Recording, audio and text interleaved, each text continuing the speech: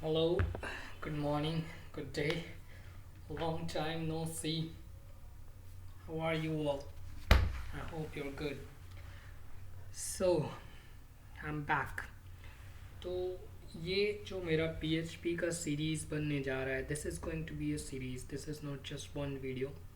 This is going to be a series, and this will contain all the information about PHP. So let me tell you, these contents which I'm going to show you are taken by the Bible, not that Christ Bible, PHP Bible. So believe me, this series is going to be used with all the information about PHP. So let us start with PHP. What is PHP?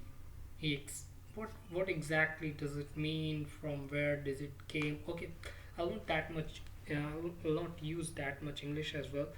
तो हमें ये पता करना है. सबसे पहले मैं ये बताऊंगा आपको कि PHP है क्या और इसकी ज़रूरत कैसे पड़ी. तो PHP मैंने स्लाइड शो भी बनाया है, तो लेट्स सी. तो PHP is a web development language written by and for web developers. That means PHP एक वेब डेवलपमेंट लैंग्वेज है जो कि वेब डेवलपर्स के द्वारा ही लिखा गया है और वेब डेवलपर्स के लिए ही लिखा गया है. तो PHP जो है ये it's a server side scripting language. When I say server side scripting language, तो मैं इसे नेक्स्ट वीडियो में बहुत लंबा एक्सप्लेन करने वाला हूँ कि what is server side scripting language. लेकिन फ़िलहाल के लिए आप इतना जान लो कि PHP जो है, आई मीन स्क्रिप्टिंग लैंग्वेज जो होती है वो दो टाइप की होती है. First client side scripting language, second server side scripting language. तो क्लाइंट साइड स्क्रिप्टिंग लैंग्वेज जो होती है वो लाइक जावास्क्रिप्ट, HTML, CSS जो कि क्लाइंट साइड में दिखता है, और सर्वर साइड जो होता है जो कि सर्वर साइड में दिखता है, जिसको क्लाइंट से कोई मतलब नहीं है कि पीछे आपने क्या कोडिंग की है. जैसे कि फॉर एग्जांपल एक वेबसाइट है जिसमें कि आपको एक मेन्यू दिखाना है. अब मेन्यू दिखाने के लिए आपने जो भी CSS यूज़ किया, जो भी HTML यूज़ किया, आपने जो भी जावास्क्रिप्ट यूज़ किया, वो क्लाइंट साइड स्क्रिप्टिंग लैंग्वेज है. उसका सर्वर से कोई भी लेना देना नहीं है. जब जब वो मेन्यू दिखाने के लिए हमारे पास इंफॉर्मेशन आएगी तो वो रिक्वेस्ट जो है वो सर्वर तक नहीं जाएगी, वो क्लाइंट साइड ही रहेगी और पेज टू पेज ही वो अपने में रन करके और वो क्लाइंट को दिखेगी. लेकिन ये जो है ये सर्वर साइड स्क्रिप्टिंग लैंग्वेज है. Server side scripting language means जो कि सर्वर से इंटरैक्ट करती है, एज सिंपल एज दैट.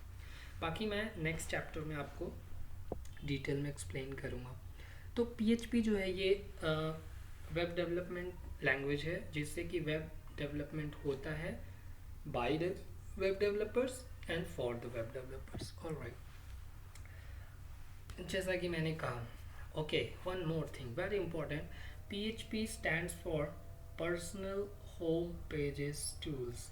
तो ये बहुत लोगों को नहीं पता एक्चुअली. वो PHP सीख लेते हैं लेकिन दे डोंट यूजुअली नो कि PHP का फुल फॉर्म क्या होता है. ये जो एक्रोनिम है PHP, ये कहाँ से शुरुआत हुई थी. तो इसके लिए मैंने आपको सबसे पहले बता दिया कि PHP जो है ये सर्वर साइड स्क्रिप्टिंग लैंग्वेज है जो कि मैंने आपको डिटेल में भी बताना है.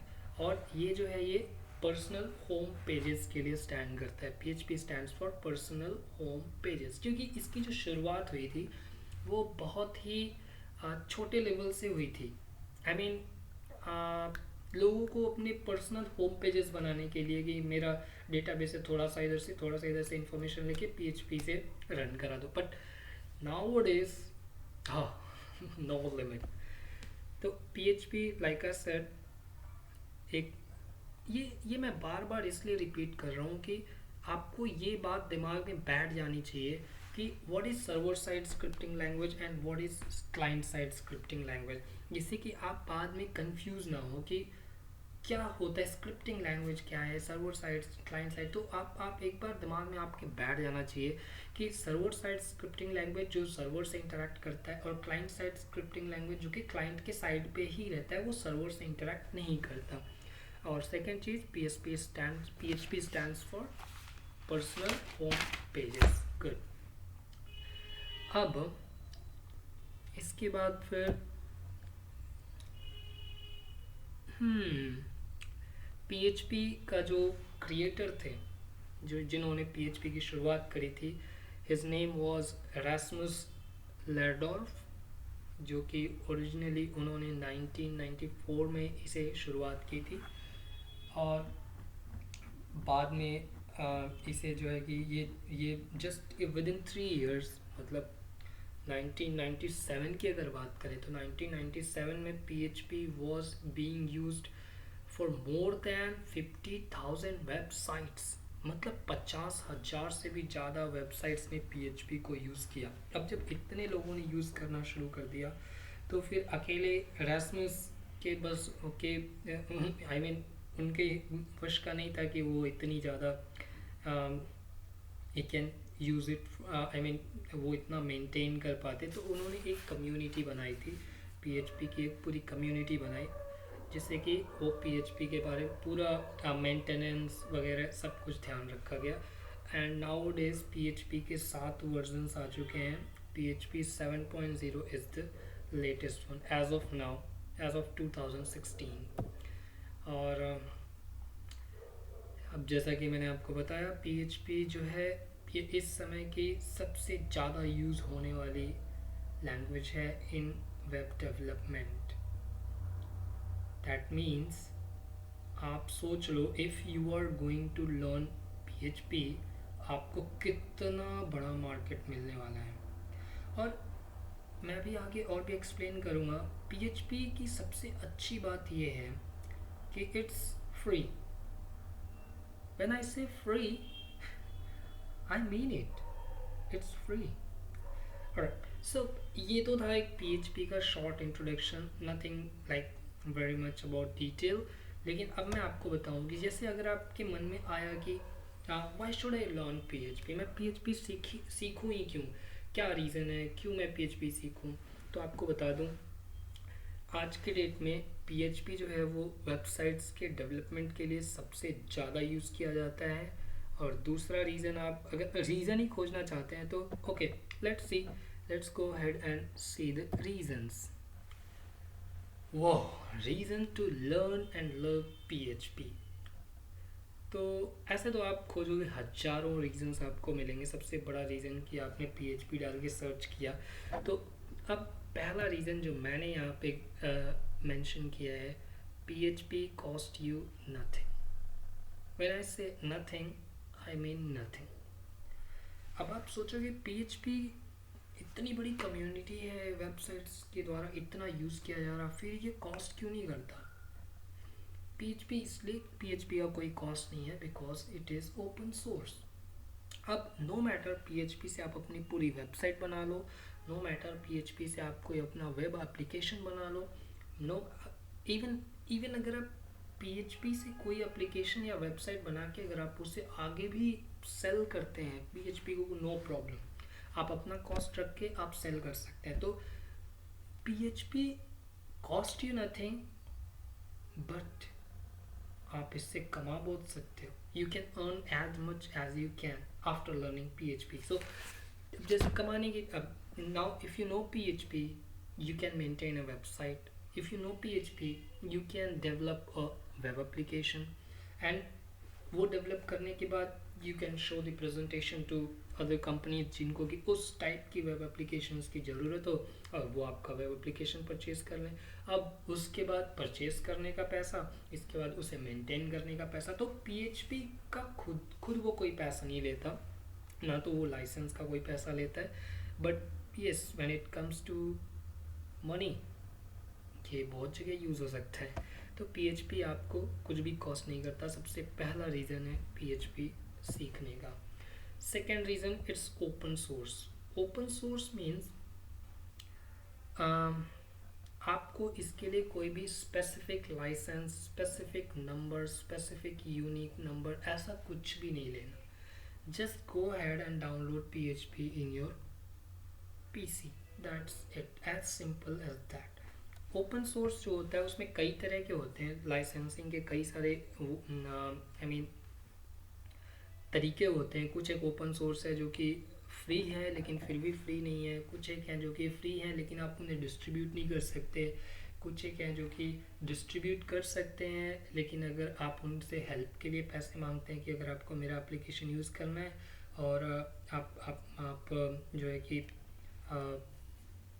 मेरा एप्लीकेशन आपको यूज़ करना है, और लेकिन अगर आपको एप्लीकेशन यूज़ करने के लिए हेल्प चाहिए, यूज़ कर सकते हैं आप फॉर नो कॉस्ट, लेकिन अगर आपको यूज़ करने में कोई हेल्प चाहिए या कोई प्रॉब्लम आ रही है और आप मुझसे हेल्प मांग रहे हैं, I need money, so that is open source. But when it comes to PHP, even for management, even nothing cost you anything, it's open source। इसके बाद लाइसेंस, लाइक आई सेड, और before I tell you about license, अगर आपको open source के बारे में और भी जानकारी चाहिए तो जैसा कि मैंने मेंशन किया है, आप विजिट कर सकते हैं www.opensource.org, तो आपको सारी information about open source licensing मिल जाएगी। इसके बाद जैसा कि लाइसेंस ऑफ PHP का लाइसेंस लेने का आपको कोई भी पैसा नहीं लगता। PHP का लाइसेंस इज़ फ्री, लेकिन हाँ, जैसा कि मैंने पहले बताया, अगर आप PHP से कोई एप्लीकेशन बनाते हैं, आप PHP से कोई भी वेबसाइट बनाते हैं और अगर आप उसे बाहर आगे पैसा लेना चाहते हैं, आगे सेल करना चाहते हैं, it is up to you. आप जितना चाहें उतना कॉस्ट कर सकते हैं, जितना मार्केट बियर कर सकता है। ऑफ कोर्स जो चीज़ जितने की है आप सेल कर सकते हैं, डिपेंडिंग ऑन योर क्वालिटी, आपके वेब एप्लीकेशन की क्वालिटी, वो कर सकते हैं। तो लाइसेंस का PHP के no problem, no cost, no issues. आप अगर इसके बारे में भी अगर आपने ज़्यादा इन्फॉर्मेशन चाहिए, www.php.net जो कि PHP की ऑफिशियल वेबसाइट है, /license, आपको सारी इन्फॉर्मेशन वहाँ पे मिल जाएगी। Next, wow, most important feature, can embed HTML easily। What does that mean? इसका मतलब ये है कि PHP की कोडिंग के अंदर आप HTML की कोडिंग को एम्बेड कर सकते हैं। मैंने इसे एम्बेड मतलब होता क्या है, मैं आपको समझाता हूँ। जैसे कि एक PHP की कोडिंग है जो कि सिंपल हेलो वर्ल्ड लिख के प्रिंट करती है, लेकिन एक PHP की कोडिंग है जो कि हेलो वर्ल्ड को का colour red, font 32, font style Arial और से लाइक बॉर्डर, बैकग्राउंड सबके साथ मुझे रन करना है। अब इसके लिए दो तरीके हो सकते हैं। पहला तो आप जो है कि एक CSS की फ़ाइल बनाओ, एक HTML की फ़ाइल बनाओ और एक जो है कि PHP की फ़ाइल बनाओ। तो आप तीनों फाइलों को आपस में कंबाइन करो और उसके बाद फिर रन कराओ। अब इसमें ये 3 फाइल्स की बात होगी। अगर आपने एक ही फाइल बनानी, अब जब ये PHP की बात आती है तो PHP के एक ही लाइन के कोड में, मैं आपको आगे एग्जांपल्स भी दिखाऊंगा, this is just introduction video. तो PHP की एक ही लाइन के कोड में आप हेलो वर्ल्ड प्रिंट भी करा सकते हैं, आप उसे में उसका फॉन्ट भी सेट कर सकते हैं। फॉन्ट सेट करने के बाद जहाँ पे आई, दैट मीन्स HTML का काम शुरू हो गया, क्योंकि PHP ये सब नहीं करता। PHP सर्वर साइड स्क्रिप्टिंग है, वो सर्वर से इंटरेक्ट करता है, क्लाइंट से, डिज़ाइनिंग से इंटरेक्ट नहीं करता। लेकिन PHP के कोड में ही आप HTML की सारी कोडिंग्स डाल सकते हैं, जैसे कि उस हेलो वर्ल्ड का फॉन्ट चेंज कर सकते हैं, कलर चेंज कर सकते हैं, बैकग्राउंड लगा सकते हैं और उसमें ट्रांजिशंस डाल सकते हैं। I mean any feature of HTML can be embedded in a single line of code on PHP। तो ये सबसे बड़ा फीचर है। let me tell you, कोई भी दूसरा programming language doesn't have this kind of feature।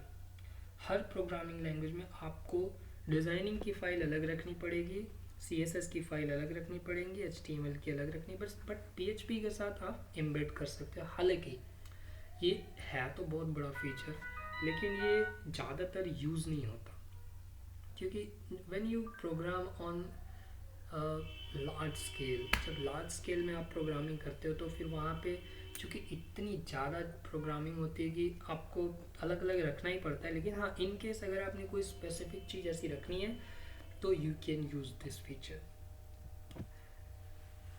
इसके बाद cross platform compatibility.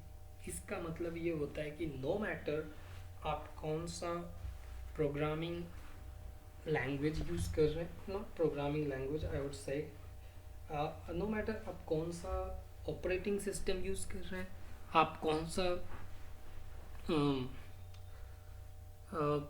I mean server use कर रहे हैं, माइक्रोसॉफ्ट यूज़ कर रहे हैं, विंडोज़ यूज़ कर रहे हैं, मैक यूज़ कर रहे हैं, या फिर यूनिक्स यूज़ कर रहे हैं, लिनक्स यूज़ कर रहे हैं, आप जो है हर जगह पे PHP रन करा सकते हैं। मैंने एक लिस्ट भी बनाई हुई है, मैं आपको दिखाता हूँ, जिसमें कि आप देख सकते हैं कि PHP कहाँ कहाँ रन होता है। ये राम तो देखो, यूनिक्स के जितने भी फ्लेवर्स हैं हर जगह पे आप PHP यूज़ कर सकते हैं, जिसका आपने नाम सुना है और जिसका आपने नाम नहीं सुना है इवन, जैसे कि Unix, free BSD, Linux, Mac OS यही है जो कि एप्पल में यूज़ होता है, Net BSD, Open BSD, UnixWare, Solaris, Sun's OS, Xenix, Ultrix और जितने भी यूनिक्स के फ्लेवर्स हैं आप हर जगह पे PHP रन करा सकते हैं। और विंडोज़ का भी same, Windows 95, 98, NT, XP, 2000, 2003, same goes for 2007, 2010, 8.1, हर जगह पे। तो नो मैटर यूनिक्स का कौन सा वर्जन या कौन सा फ्लेवर आप यूज़ कर रहे हैं, नो मैटर विंडोज़ का कौन सा फ्लेवर या कौन सा वर्जन आप यूज कर रहे हैं, आप हर जगह पे PHP रन करा सकते हैं। और हाँ, वेब सर्वर्स भी सेम। कौन से वेब सर्वर्स पे ये चलता है, Apache. Apache is my favourite. मैं उसका भी रीज़न बताऊंगा आपको, अपाचे वाई माय फेवरेट, लेकिन अपाचे इज़ माय फेवरेट। तो अपाचे में भी रन करा सकते हैं sir as a web server, या फिर FHTTPD, नेटस्केप, ये यूनिक्स के हैं। और यूनिक्स के ये इसमें अपाचे ही सबसे ज़्यादा यूज़ होता है। और when it comes to Windows servers आप यूज़ कर सकते हैं IIS, PWS, Netscape, Omni, Apache Windows. तो दैट मीन्स कि PHP हर एक ऑपरेटिंग सिस्टम, हर एक वेब सर्वर के साथ चलता है। See how how compatible this is with all the platform. तो अगर आपने लिनक्स यूज़ करना है, आपने मैक यूज़ करना है, आपने विंडोज़ यूज़ करना है, मोस्ट ऑफ द टाइम्स यही तीन यूज़ होते हैं। या तो आप Linux based operating system use करेंगे, या मैक बेस्ड ऑपरेटिंग सिस्टम, या विंडोज़ बेस्ड ऑपरेटिंग सिस्टम। हाँ, मे बी कुछ एक प्रोग्रामर्स हैं जो कि ओपन BSD भी मैंने देखा है, फ्री BSD भी यूज़ करते हैं मैंने देखा है, लेकिन ज़्यादातर ये तीन यूज़ करते हैं। और when it comes to web server, let me tell you, Apache is the boss.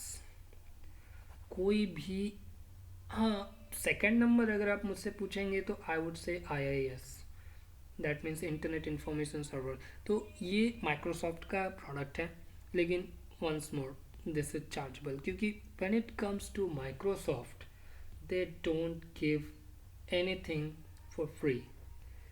लेकिन boss, when it comes to Linux they give everything for free. So it is up to you. What do you choose? What is your preference? But yes, for me, I use Linux.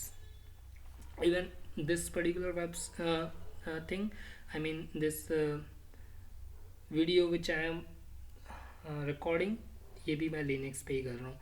तो Linux is my favorite, but obvious, और Apache web servers and that is my favorite. Let's leave it.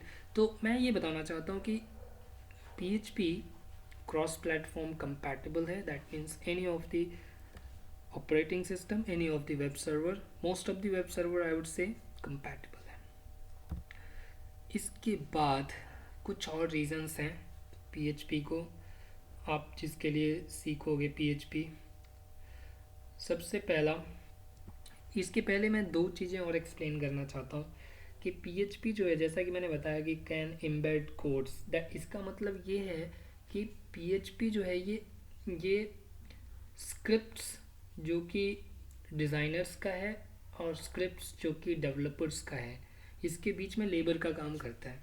That means कोई भी information अगर designer से developer या developer से designer तक लेके जाना है तो वहाँ पे PHP काम करता है, वहाँ पे एम्बेडनेस काम आता है आपका, जो एम्बेड करते हैं कोड। और दूसरी बात ये कि PHP जो है, अच्छा मैं ये इसके अंदर इन्फॉर्म करूँगा, ये नॉट टैग बेस्ड। इसका मतलब ये कि जैसा कि HTML है, HTML टैग बेस्ड है। टैग बेस्ड मतलब उनका एक स्पेसिफिक टैग्स हैं जिसके अंदर आप जो इन्फॉर्मेशन डालोगे अकॉर्डिंगली ब्राउज़र पे वैसे इन्फॉर्मेशन डिस्प्ले होंगी। जैसे कि अगर आपने एक टैग है उनका H1 जो कि हेडिंग को डिफाइन करने के लिए यूज़ होता है। H1 टैग के अंदर आप अगर जो भी डालेंगे, दिस इज़ माई हेडिंग अगर डालेंगे तो वो this is my heading as a heading browser पर डिस्प्ले होगा। लेकिन अगर आप वहाँ पे H1 की जगह H1H डाल दें तो फिर वो डिस्प्ले नहीं होगा। What does that mean? That means उसकी लिमिटेशन है कि वहाँ पे H1 टैग ही यूज़ होगा। लेकिन PHP is a complete programming language. इसमें भी टैग्स यूज़ होते हैं, जैसे कि इसी की शुरुआत जो होती है वो angular bracket question mark PHP से होती है, और इसकी जो इसका लास्ट होता है वो क्वेश्चन मार्क PHP से होता है। लेकिन that doesn't mean it is a tag based programming language. It's not, it's a complete programming language जो कि ऊप्स के कॉन्सेप्ट को फॉलो करता है। अब ऊप्स का कॉन्सेप्ट क्या है आई टेल यू लेटर, लेकिन अभी के लिए ये जान लो कि PHP is as vast as Java, as vast as ASP.NET। तो ये it's not a I mean tag based, और इट इज़ नॉट, क्योंकि आई मीन आप इसे छोटे में नहीं ले सकते। अगर इंडियन की भाषा में कहें तो हल्के में नहीं लेना boss. It's a complete programming language. So आप इससे कुछ भी कर सकते हैं, ऐसे कुछ भी आई मीन आप कोई भी वेबसाइट बना सकते हैं, कोई भी एप्लीकेशन बना सकते हैं, कोई भी वेब एप्लीकेशन जो कि यूज़ होता है सॉफ्टवेयर बना सकते हैं। तो it's a complete programming language, not a tag based language. इसके बाद स्टेबिलिटी। व्हेन आई से स्टेबिलिटी, स्टेबिलिटी मतलब दो चीज़ें होती हैं। किसी चीज़ को स्टेबल कब कहा जाता है कंप्यूटर की भाषा में? सबसे पहला, जबकि उसका सर्वर बार बार हमें रीबूट ना करना पड़े। दैट मीन्स सर्वर 2 दिन चला, उसके बाद फिर उसे रीबूट करना पड़ेगा, अदरवाइज उसमें कुछ तो प्रॉब्लम आएगी। लेकिन नहीं, क्योंकि PHP का सबसे बड़ा जो आई मीन पार्टनर मैं कहूँगा वेब सर्वर में, पार्टनर जो है वो अपाचे है। और अपाचे जो है ये माना जाता है it is one of the most stable web server. तो इसकी वजह से जो इसका पहला, जैसा कि मैंने कहा, दो चीज़ों से चीज़ें कोई भी लैंग्वेज स्टेबल माना जाता है। पहला कि उसका सर्वर बार बार रीबूट ना करना पड़े। तो अपाचे जो है वो आई वुड से बॉस है, ये वेब सर्वर्स का बॉस है अपाचे। तो अब अपाचे के साथ और PHP और अपाचे जो है दे आर फ्रेंड्स, तो फिर इसे बार बार रीबूट करने की ज़रूरत नहीं पड़ती है। तो फिर एक रीज़न हो गया कि ये स्टेबल है। दूसरा, अब जैसे कि आपने प्ले स्टोर से कोई भी एक एप्लीकेशन डाउनलोड करा, अब आपने डाउनलोड तो कर लिया, यूज़ कर रहे हैं, सब कुछ अच्छा है। अब पता चला 5 दिन बीते नहीं कि उसका एक नया वर्जन आ गया। अब आपका प्ले स्टोर कहने लगा कि यार अपडेट करो अपडेट करो अपडेट करो। This is annoying. तो वो उसे स्टेबल नहीं कहेंगे जिसका हर 10 दिन में, हर 5 दिन में एक नया वर्जन आ रहा है, नया नया अपडेट करने के लिए बोल रहा है। PHP is not like that. PHP is very stable language. तो इसका ऑफन कोई ऐसा नहीं कि कोई सॉफ्टवेयर चेंज आ गया या फिर कोई नया रिलीज़ इतनी जल्दी से आ गया कि आप अभी अभी तो PHP यूज़ करना शुरू किया, पता चला कोई नया रिलीज़ आ गया। नो, PHP जो है ये बहुत ही स्टेबल लैंग्वेज है, तो फिर आप इस पर बिलीव कर सकते हैं। तीसरा, स्पीड। वेल, मुझे स्पीड को थोड़ा स्पीड से लाना चाहिए था, but that is something else. Speed, when I से CGI, जैसे कि जावा सर्वर पेजेस हैं, ASP.NET है। डू यू नो CGI को एक फनी में लैंग्वेज में क्या कहा जाता है? CGI, that means can't go instantly. लेकिन fortunately PHP is not CGI language. PHP जो है ये CGI का कोई भी पार्ट नहीं है। PHP is scripting language. तो इसकी जो स्पीड है वो काफ़ी अच्छी है, बहुत अच्छी है आई वुड से, rather than the CGI language जैसे कि JSP है या फिर ASP.NET है। मैं उनकी बुराई नहीं कर रहा, but when it comes to speed PHP is the boss, PHP is best. इसके बाद स्ट्रॉन्ग यूज़र कम्युनिटीज़ हैं। मैं जैसा कि मैं आज आपको पढ़ा रहा हूँ, बता रहा हूँ, ऐसे पता नहीं लाखों करोड़ों लोग हैं जिन्होंने अपनी कम्युनिटी बना रखी है, जो कि आपको PHP से रिलेटेड किसी भी प्रॉब्लम की हेल्प करने के लिए ऑलवेज रेडी। तो फिर PHP की बहुत ही स्ट्रॉन्ग यूज़र कम्युनिटी है जो कि आपको हेल्प करने के लिए तैयार है। तो आई बिलीव कि इतने सारे रीजंस तो बहुत होंगे आपको PHP सीखने के लिए। तो जैसा कि मैंने आपको बताया कि PHP start learning it. Just for summarization let me tell you, ये वेब डेवलपमेंट लैंग्वेज है और सर्वर साइड स्क्रिप्टिंग लैंग्वेज है जिसे पर्सनल होम पेजेस कहा जाता है। रास्मस लेरडोर्फ ने इसकी स्थापना की थी 1994 में और सबसे ज़्यादा यूज़ होता है।